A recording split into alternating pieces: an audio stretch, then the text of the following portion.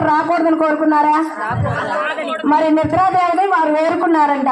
నేను అన్న సేవలో ఉంటున్నాను, ఈ కార్యక్రమాన్ని సద్వినియోగం చేయండి, నాకు ఆహారం అంటే తిండి, ఆకలి కాకూడదు, నిద్ర రాకూడదు అని కోరుకున్నాడంట. ఈ 14 సంవత్సరాలు పూర్తయిపోయి పట్టాభిషేకం గారికి వచ్చేటప్పటికి ఆమె వచ్చేసింది. ఆమె రాగానే నేను మర్చిపోలే, నువ్వు మర్చిపోలే కానీ నవ్వారంట ఆయన. ఆ నిండు సభలో నవ్వితే సీతమ్మ వారు అనుకుందంట, ఇన్నాళ్ళు రావణాసుడి దగ్గర ఉండి నన్ను తీసుకొచ్చారని నవ్వాడా లక్ష్మణస్వామి అనుకుందంట. ఆమెదొక ఆలోచన. రామయ్య తండ్రి ఏమో రావణాసుడు తీసుకుపోతే అక్కడ తీసుకుపోయినామని ఇన్నాళ్ళు ఉంచుకొని కూడా మళ్ళా ఎందుకు ఇక్కడ తీసుకొచ్చాడు అని ఈయన. అట్లా ఆ సభలో ఉన్న ప్రతి ఒక్కరికి సందేహాలు వచ్చినాయంట. అంటే ఎవరి తప్పు వాళ్ళది అర్థమవుతూ ఉంటుంది, ఎవరెందుకు నవ్వారనేది పలు విధాలా పోతుంది. అందుకనే నిండు సభలో అందరూ మౌనంగా ఉన్న చోట మనం ఏం చెయ్యాలి? నవ్వాలా, ఏడవాలా, లేదా మేడకుండా ఉండాలా? ఏం చేయాలి? అర్థం కావట్లేదా మీకు, నాకు, ఎవరికి?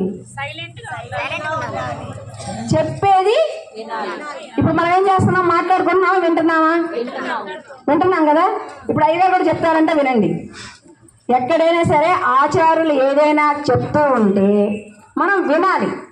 విని మళ్ళీ అది ఎవరికి చెప్పాలి? దిండు కింద పెట్టాలా? ఎవరికి చెప్పాలి? ఇంట్లో పిల్లలకి, పెద్దలకి. మనం చెప్తే వింటారండి. మా పిల్లలు సినిమా ఏదో చెప్తారు, ఏదో వినరండి అంటారా? వింటారా, వినరా? దేవుడు మాటలు ఎవరైనా వింటారు కదా. అప్పుడు మనం ఏం చేయాలి?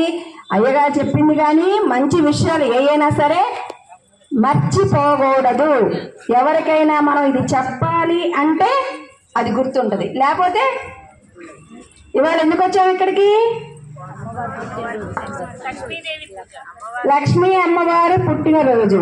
లక్ష్మీ అమ్మవారి భర్త ఎవరు?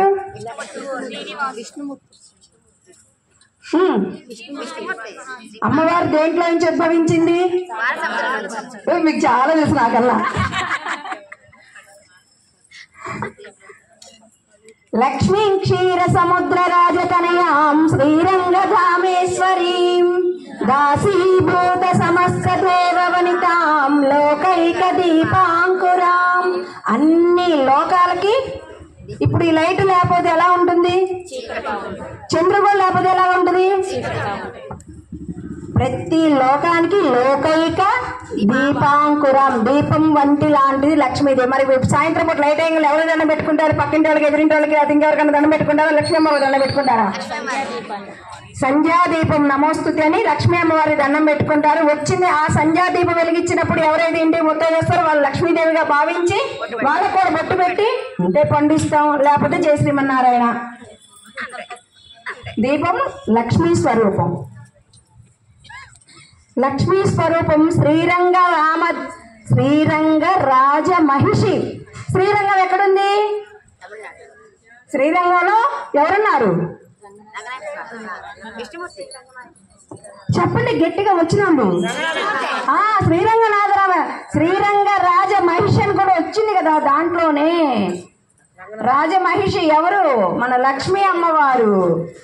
ఇంటికి దీపం ఎవరు? పక్కింటోళ్ళ. మరి గట్టిగా చెప్పరే. ఇంటికి దీపం ఎవరు? ఇంటికి రాజు ఎవరు?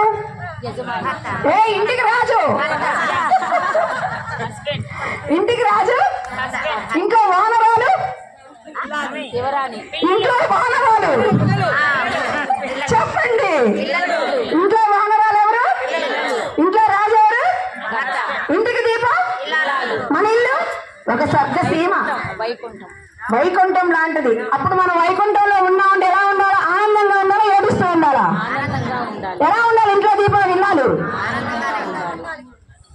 ఏదో ఉప్పు కానీ కారంగా ఎక్కువ వేసి పెడితే బయట నుంచి ఆయన కూరలు తెస్తాడు అనుకోవాలా?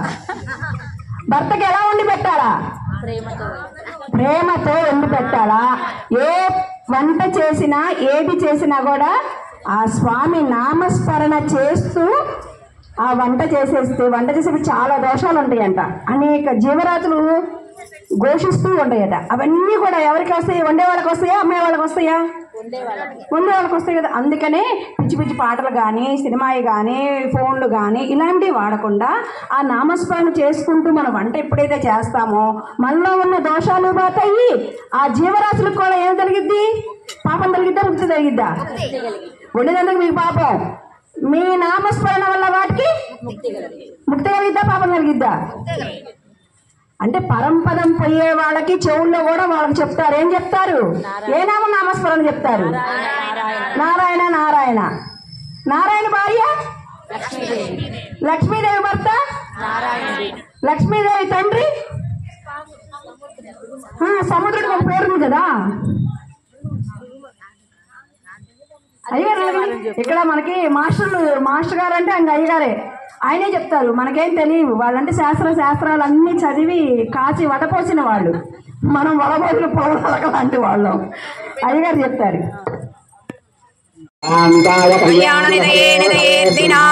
శ్రీ వెంకట నివాసాయ శ్రీనివాసాయ మంగళం. కోసలేంద్రాయ మహనీయ గుణాబ్ధయే చక్రవర్తి తనూజాయ సార్వభౌమాయ మంగళం. వేదాంత వేద్యాయ మేఘశ్యామల మూర్తయే పుంసా మోహన రూపాయ పుణ్యశ్లోకాయ మంగళం. క్షీరాబ్ది కన్యకకు శ్రీమహాలక్ష్మి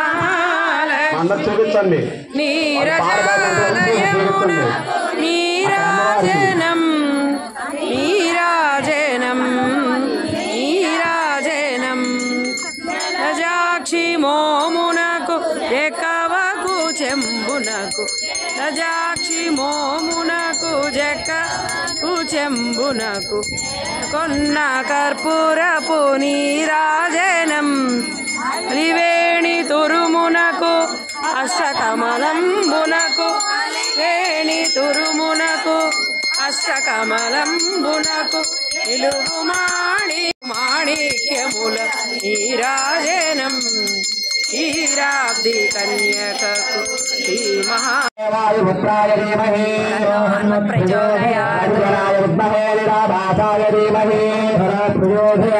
ఓం దక్షిణాయాయ విద్మహే విష్ణుభక్తాయ ధీమహి చక్ర ప్రచోదయాత్. ఓం శ్రీ మహాలక్ష్మీదేవరాభ్యో నమః. జగన్నదేవ మంగళశ్వంతో ఒకసారి మీ వ్యాపనామాలు చెప్పుకొని నమస్కారం చేసుకోండి. చెప్పండి. సహా కుటుంబ